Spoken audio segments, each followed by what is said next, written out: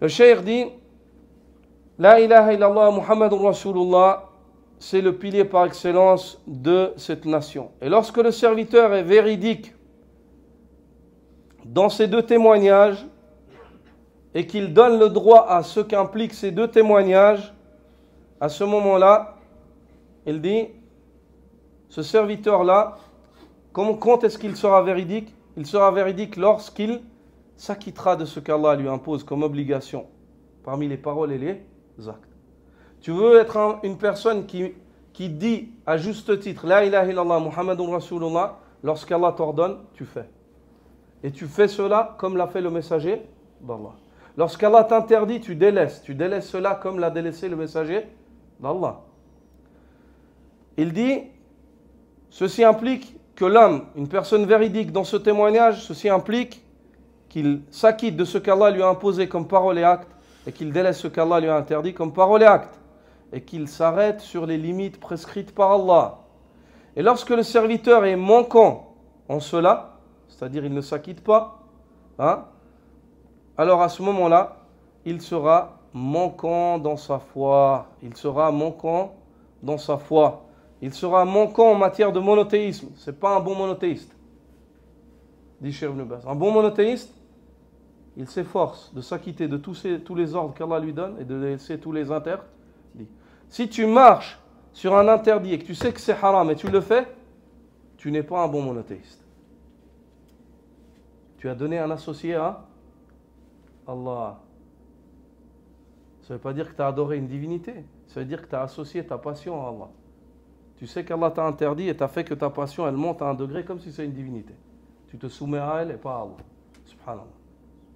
Tu as contredit le sens de la ilaha illallah. Attention, ça ne veut pas dire que tu es sorti de l'islam. Non, j'ai jamais dit ça. Est-ce que je vous ai dit tu es sorti de l'islam? Non. Personne qui commet un grand péché, même s'il sait que c'est un péché, il n'est pas sorti de l'islam. Mais son tawhid, il descend. Il régresse. Sa foi, elle baisse. Pourquoi? Parce qu'elle a mis sa passion, son désir au-dessus de son Seigneur. Pas avec la langue, mais par l'acte. Par l'acte. Pas avec la croyance, mais avec l'action. Et ça, c'est pas une chose qu'on peut contredire, c'est une réalité.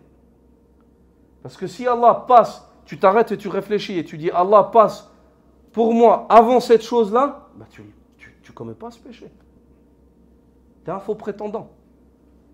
Si tu commets un péché et tu sais que c'est haram, قدمت هذا الشيء على الله عز وجل هو أهم عندك في هذا الوقت بالفعل لا بالاعتقاد بالفعل لا بالاعتقاد لو قدمته بالاعتقاد أنت خرجت من الملة أصلا يعني قدمته بالفعل avec l'acte, pas avec la conviction, pas avec la croyance. Tu dis pas que cette chose est plus importante pour moi, c'est mon Seigneur. Parce que si tu fais ça, tu sors de l'islam. Mais avec ton acte, lorsque tu prends cette chose-là et tu la fais passer avant Allah Azza wa Jal, qu'est-ce que tu as fait passer avant? La volonté d'Allah ou la tienne? Ce que toi tu as voulu. Tu as délaissé ce que Allah Azza wa Jal a voulu, shar'an, pour aller vers ce que toi tu veux, avec ton hawa, avec ton désir. C'est pour cela, que les salafs ont dit Al-ma'asi baridul kufr. Les péchés délibérés sont la boîte aux lettres qui attend la mécréance. Péché, péché, péché, tout d'un coup, voilà, le kufr attaque.